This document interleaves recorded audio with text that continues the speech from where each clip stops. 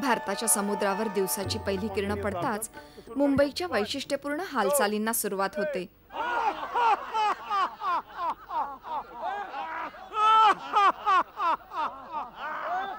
पहाटे पहाटे मुंबईकर एकत्र येतात ते हसण्यासाठी.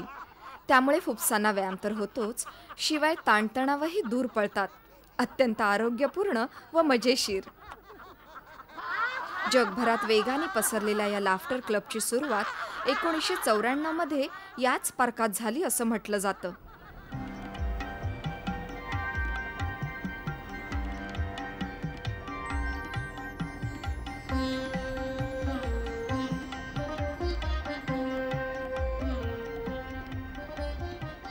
मुंबईसारख्या जागतिक महानगराचं मानचिन्ह म्हणजे गेटवे ऑफ इंडिया.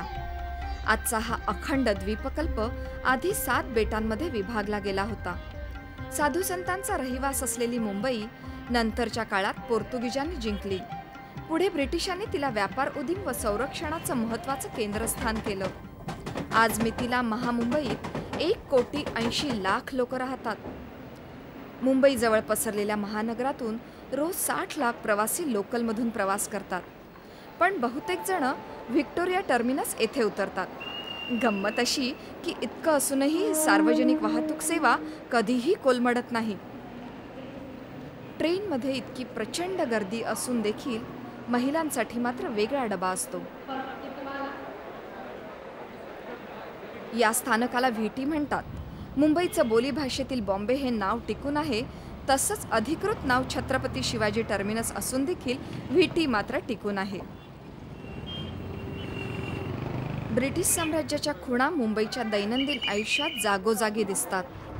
दुमजली बसेस, इंग्रजी पाट्या, रांगा, डावीकडून जाणारी वाहनं आणि अर्थात ब्रिटिश साम्राज्याच्या खुणा सांगणारी 2-3 शतकापूर्वीची वास्तुशिल्प.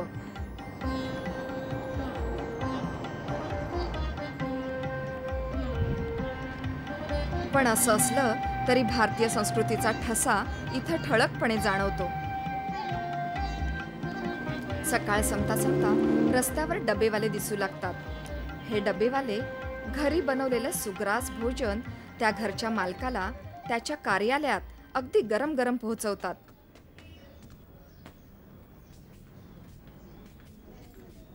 डबा आहे का मावशी?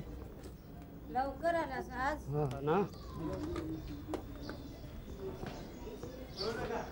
प्रत्येक डबेवाला साधारण 30-40 घरातून डबा घेऊन निघतो. संपूर्ण शहरातून असे 5,000 डबेवाले रोज डबे घेऊन रस्त्यावर उतरतात.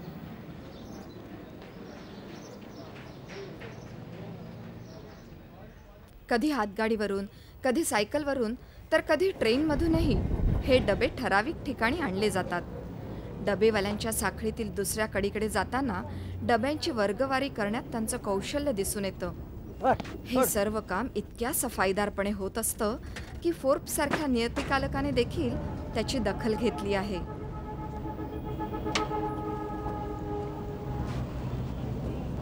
प्रत्येक डब्याच्या झाकणावर त्याचा कोड नंबर, रंग, आकार आणि काही शब्द असतात. या सांकेतिक लिपीचा अर्थ सुशिक्षित डबेवाल्याला बरोबर लागतो.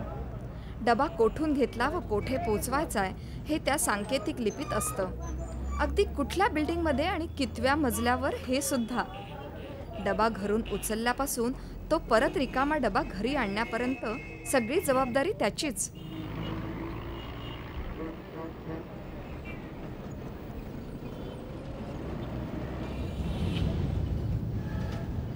शहरभर अनेक ठिकाणी डब्यांची देवाणघेवाण होण्याच्या जागा आहेत. घरचं अन्न खाण्याच्या ओढीने म्हणा किंवा पथ्यकर जेवण आहे म्हणून म्हणा, पण अनेक जण ही सेवा घेणं पसंत करतात, कारण अत्यंत स्वच्छ आणि स्वस्त दरात ही सेवा पुरवली जाते. दरमहा फक्त 300 रुपये किंवा फक्त 8 युरो या पद्धतीने हे डबेवाले जवळपास 2 लाख लोकांना घरचं सुग्रास अन्न पोहोचवतात. ज्यांना अशी सेवा घेता येत नाही त्यांना मुंबईच्या रस्त्यांवर अनेक आकर्षक खाण्याचे स्टॉल उपलब्ध आहेत. अगदी उसाचा ताजा रस सुद्धा.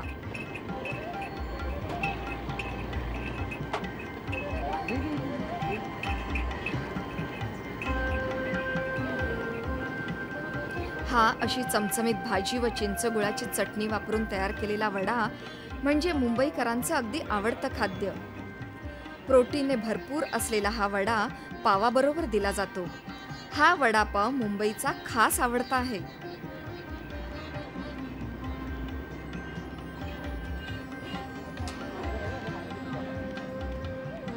मुंबईत कुठेही मिळणारं मधुर थंडगार शहाळ्याचं पाणीही इथल्या लोकांचं अत्यंत आवडतं. मुंबईच्या उघड्या रस्त्यांवर खायला घाबरणारे विदेशी नागरिकही बिनदिक्कतपणे हे देवाघरचं पाणी पिताना दिसतात.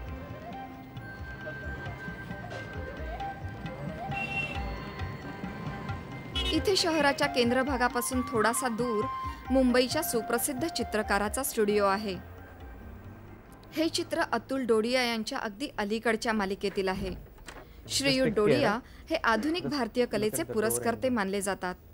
लोकप्रिय प्रतिमा आणि दैनंदिन ओळखीच्या वस्तू याचा प्रयोगशील व विचारप्रवर्तक वापर ही त्यांच्या शैलीची वैशिष्ट्य त्यांच्या मालिकेतून सहजपणे व्यक्त होतात आणि रसिकांना लुभावतात. ही 12 ते 15 चित्रांची मालिका वैवाहिक आयुष्यावर आधारित असून त्याचं नाव सीन्स फ्रॉम मॅरेज. मी ते सुशोभित लॅमिनेटेड पृष्ठभाग घेऊन त्यावर इनॅमल पेंट करण्याचा माझा विचार आहे. म्हणजे पॅनलवर ही प्रतिमा आधीपासून अस्तित्वात आहेच, त्यावर प्रतिमांचं लेपन करण्याचा माझा विचार आहे. हे चित्र सत्यजित रेंच्या सिनेमातील आहे, द बिग सिटी, आणि हे दुसरं देखील सिनेमाचंच आहे.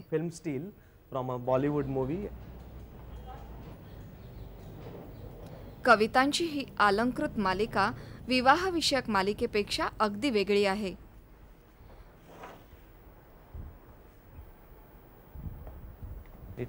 मृगशृंगारांचा संग्रह या नावाची ही 9 चित्रांची मालिका असून त्यात मेण, पेपर, लोणारी कोळसा, वॉटर कलर आणि आरस पानी पूड वापरलेली आहे. गुजराती लिपीमध्ये चितारलेल्या या कविता पुस्तकापेक्षा थोड्या मोठ्या आकारात आहेत.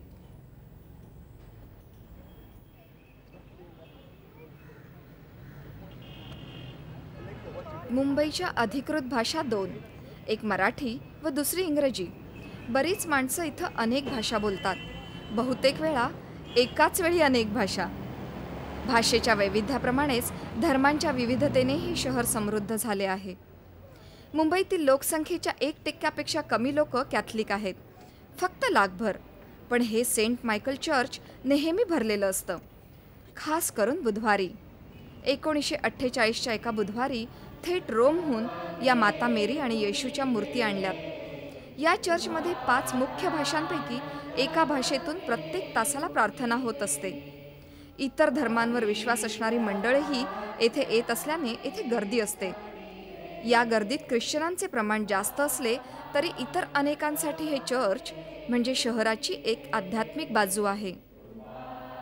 घरातील मृत्यू किंवा आजारपणाशी झगडा देणाऱ्या जीवांसाठी हा येशू ख्रिस्त म्हणजे मोठाच विसावा आहे.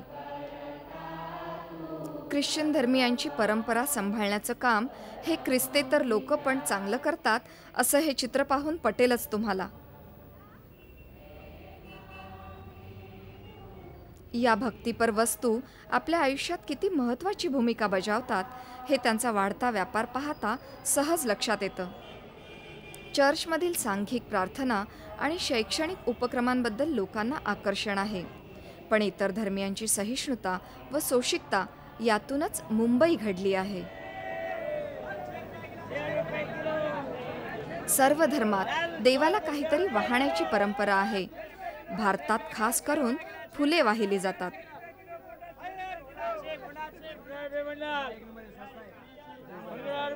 मुंबईचं हे फुल मार्केट 24 तास चालू असतं. मार्केटमधील सर्वात जास्त लगबग ही पहाटेच्या वेळेस असते. उत्तम आरोग्य, व्यवसायात भरभराट, उत्तम संधी आणि यशासाठी प्रार्थना करताना मुंबईकरांना ही फुलेच हवी असतात.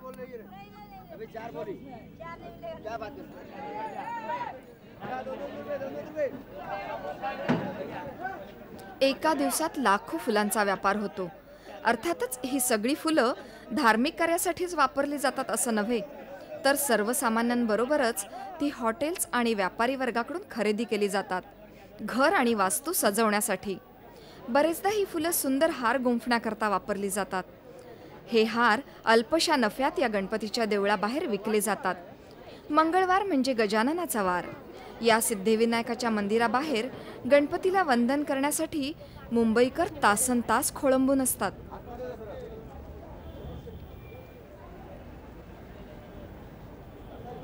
अतिमहत्त्वाच्या व्यक्तींसाठी या देवळाला एक खास दरवाजा आहे. यामुळे या रांगा टाळून ते थेट देवळात प्रवेश घेऊ शकतात. मुंबईतील 75% लोकसंख्या हिंदू आहे आणि हिंदूंची अनेक दैवते आहेत. आपल्या श्रद्धास्थानी असलेल्या दैवतेची लोक पूजा करू शकतात आणि गणपती हा तर सर्वांचा आवडता देव. प्रत्येक शुभ कार्याची सुरुवात याच्या पूजेपासून होते. त्याचं हत्ती सदृश्य मोठं डोकं हे मनस्सामर्थ्याचं प्रतीक मानलं जातं. कुठल्याही शारीरिक, मानसिक आणि बौद्धिक अडचणीवर मात करण्यासाठी गणेशाला शरण जावं लागतं.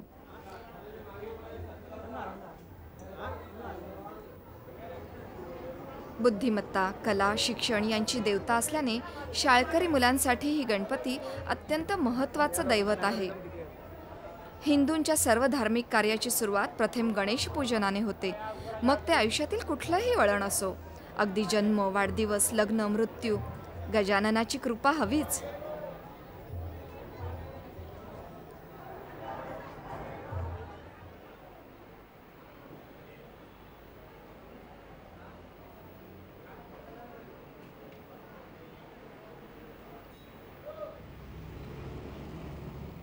वेगवेगळ्या पवित्र धार्मिक स्थळांसाठी वेगळा दिवस असणं ही मुंबईकरांची जुनी प्रथा आहे. शुक्रवारी मुंबईकर मशिदीला भेट देतात. हाजी अलीच्या मशिदीत सर्व धर्मीय लोक रोज भेटतात, पण शुक्रवारी येथे तिप्पट गर्दी असते. हे सर्व लोक हाजी अली येथील दर्ग्याच्या दर्शनासाठी येतात. असं म्हटलं जातं की तो एक श्रीमंत व्यापारी होता. त्याने या मायावी संसाराचा त्याग केला आणि ध्यानधारणेसाठी तो या छोट्याशा बेटावर आला. मक्केच्या धर्मयात्रेत त्याचा मृत्यू झाला आणि असं म्हणतात की आश्चर्यकारकरित्या त्याचे शव मुंबईतील या बेटावर वाहून आले. 19व्या शतकाच्या सुरुवातीला त्याची 800 वर्ष जुनी कबर शोधून काढण्यात आली व त्यावर ही मशीद उभी राहिली. अनेक लोक त्याच्या कबरीवर अंथरण्यासाठी चादर आणतात. मुस्लिमेतर लोकही येथे दर्शनाला येतात. या स्थळाचं दर्शन घेतल्यास आपल्या सर्व इच्छा पूर्ण होतात असं मानलं जातं. मात्र आपली इच्छा गुप्त ठेवली पाहिजे आणि अर्थातच कबरीवर वाहण्यासाठी काहीतरी आणणं आवश्यक आहे. हिंदूंचा प्रभाव असणाऱ्या मुंबईत एकेश्वरवाद ही परधर्मीय कल्पना रुजण्यास वेळ लागला.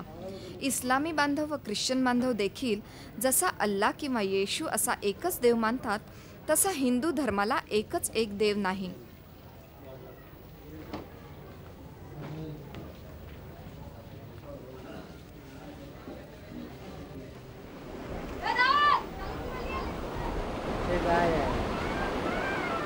या सर्व धार्मिक उपक्रमांव्यतिरिक्त मुंबईत अनेक धर्मनिरपेक्ष आनंद अनुभवायला मिळतात. ही जर्मनीहून आलेली झॅझ संगीतप्रेमी मंडळी त्यांच्या कार्यक्रमाची तयारी करत असताना हा अकॉर्डियन वाजवणारा मॅनफ्रेड लॉन्स्टर आणि त्याचा बँड यांनी जगभर प्रवास केलाय आणि त्यांच्या संगीतावरही अनेक देशांचा प्रभाव जाणवतो. या बँडचा नेता म्हणतो की आमचं घर फक्त जर्मनीतच आहे असं नाही, तर जिथे जिथे आम्हाला आनंद वाटतो तेच आमचं घर.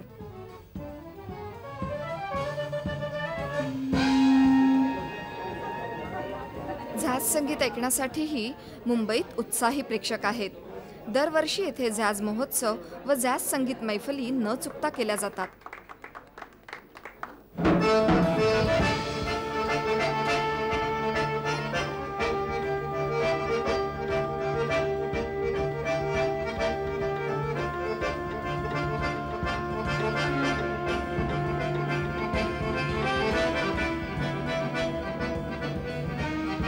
क्लब किंवा हॉटेलमध्ये झॅझ संगीत छान वाटतं. या हॉटेलमध्ये आज खरं तर निवडक आमंत्रित पाहुणे आहेत, त्यामुळे वातावरण नेहमीपेक्षा वेगळं असलं तरी या संगीतकारांना काही फरक पडत नाहीये.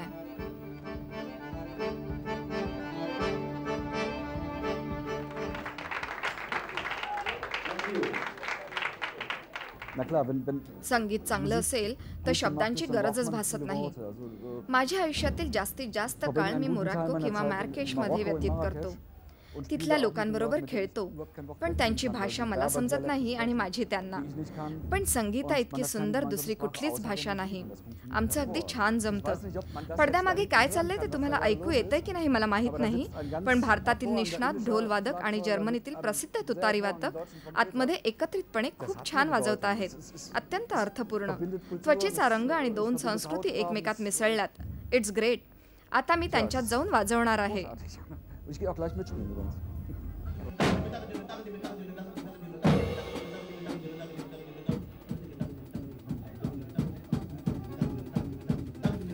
शिवामणीने लालित्यपूर्ण ढोल वाजवून त्याचं कौशल्य दाखवलं तर शांतिरती मिश्रा भारतीय संस्कृती आणि कलावर्धनात मग्न आहेत. भारतीय संगीत आणि नृत्याचे महत्त्व ही शास्त्रीय नृत्यांगना जाणून आहे. तुम्हाला माहीत असेल, अनेक शतके नृत्य आणि संगीताद्वारे गावागावात जाऊन भारतीयांनी एकमेकांशी संवाद साधला. कारण शास्त्रीय नृत्य हे भारतातील पौराणिक कथांवर, तत्वांवर व नीतिशास्त्रावर आधारित आहे. परत आपण त्याच जागी येऊन ठेपलो आहोत. तीच मूल्य आजही काळाला अनुरूप अशीच आहेत. भारतीय नाट्यशास्त्राप्रमाणे नृत्यात साहित्य, संगीत, ताल, संवाद सर्व काही आहे. सगळ्या गोष्टींवर तुम्हाला काम करता येतं. नृत्य हे भारताचं शक्तिस्थळ आहे, कारण हे सामूहिक नृत्य नसून एकटी नृत्यांगना तिच्या संपूर्ण शरीराचा वापर करीत संवाद साधत असते.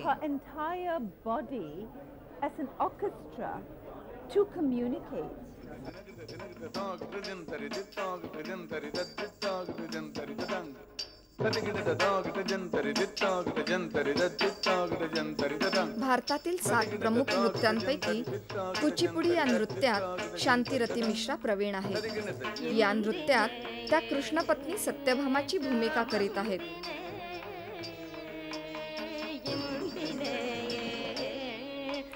सत्यभामा ही आधुनिक भारतीय स्त्रीचं मूर्तिमंत रूप आहे असं त्यांना वाटतं. सुंदर, हुशार आणि आत्मविश्वासपूर्ण.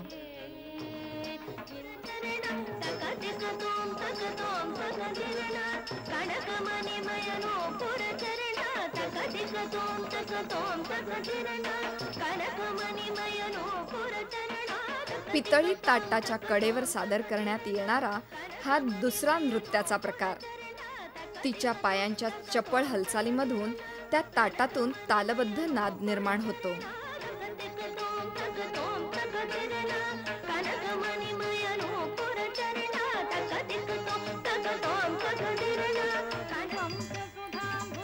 तिच्या तिसऱ्या नृत्यात तिने कृष्णसखी राधा सादर केली आहे. प्रियकराला मोहात पाडणारी राधा.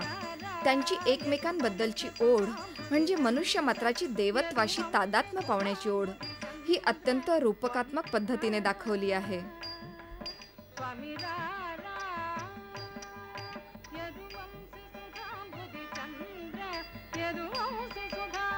भारतीय कलेचा आविष्कार आणि दृश्यकला देशाविदेशात पोहोचवण्यासाठी शांतिरती मिश्रा यांनी अंतरा फाउंडेशन ही संस्था स्थापन केली आहे. नृत्याविष्कार करताना त्यांनी भारतीय परंपरा सांभाळली, पण बदलणाऱ्या काळाबरोबर अनेक उत्तम भारतीय कला बाजूला पडत चालल्या आहेत. नवीन कला देखील कालावघात नष्ट होण्याची भीती आहे.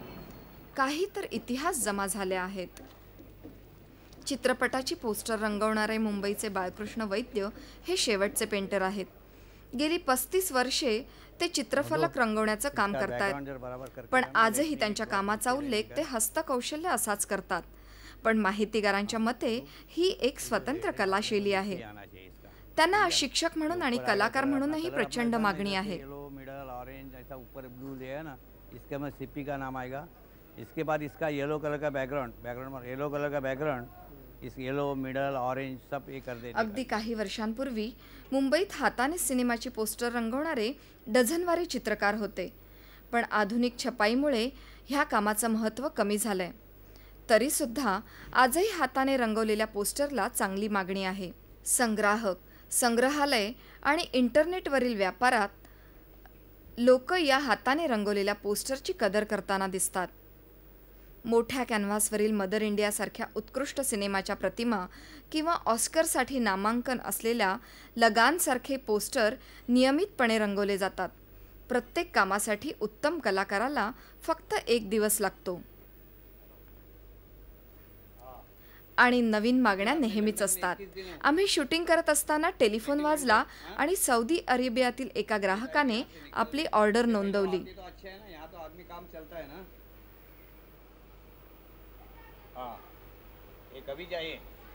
मदतनीसाने ऑर्डर नोंदवून घेतली. अर्थात महत्त्वाची गोष्ट म्हणजे किती तुकड्यात, काय स्वरूपात त्यांना पोस्टर हवंय, कारण त्याचे पैसे स्क्वेअर मीटरवर अवलंबून असतात. ज्याला म्हणतात आता ते कॉम्प्युटराइज झाल्या कारणाने ती आर्ट सर्व खलास झालेले आहे. जे आम्ही आता जे काम करतो, जे आम्ही मोठे मोठे असे ब्रश उचलतो, तेव्हा त्यांना तिकडच्या लोकांचं माहिती नाही हे पेंटिंग हाताने होतं काय. तसंच आम्ही ह्याला काम केलं होतं आता स्वित्झर्लंडला. तर तिथून पेंटिंग पाठवलं, एक आर्टिस्ट घेऊन गेला.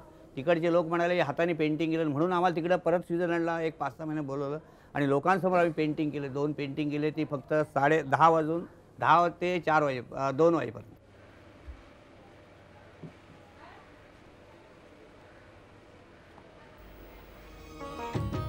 कला कधी स्थिर नसते, ती नेहमी बदलत असते, विकसित होत असते.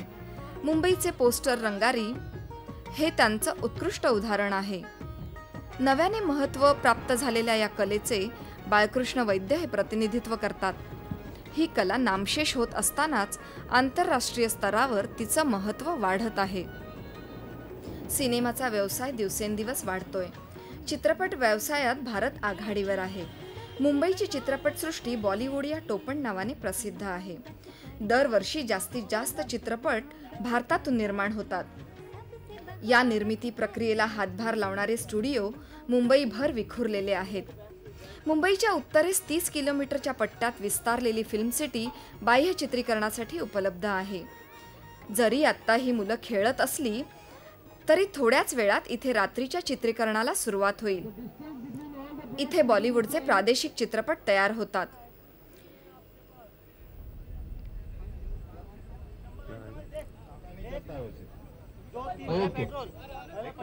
श्याम बेनेगल हे दिग्दर्शक चित्रपटसृष्टीत एक दंतकथा बनून राहिले आहेत.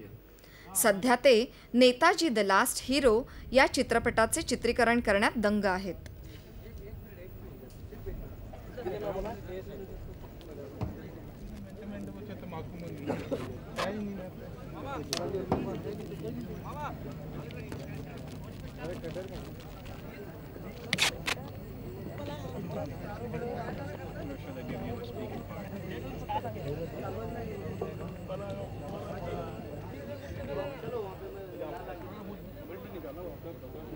और अपनी अपनी होड़ी के पास खड़े रहो, बोर्ड के पास, सब अपनी अपनी बोर्ड के पास. चीज होड़ी पे था, इधर आ.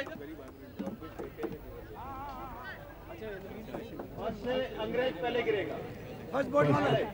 ओके, फिर उसके फर्स्ट बोर्ड जहाँ मैं खड़ा हूँ. हाँ, फिर उसके बाद सेकंड 2 लोग गिरेंगे. 2 लोग. अच्छा, फिर उसके बाद फोर्थ पे होगा. little more. Yeah, that's where you should be. Blast.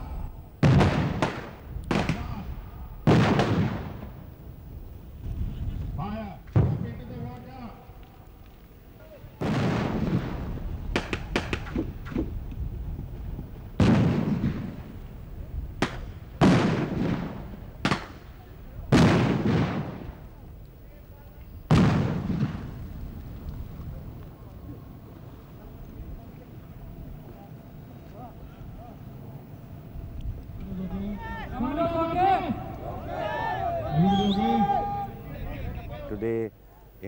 भारतीय चित्रपटसृष्टीने अनेक क्षितिजे पार केली.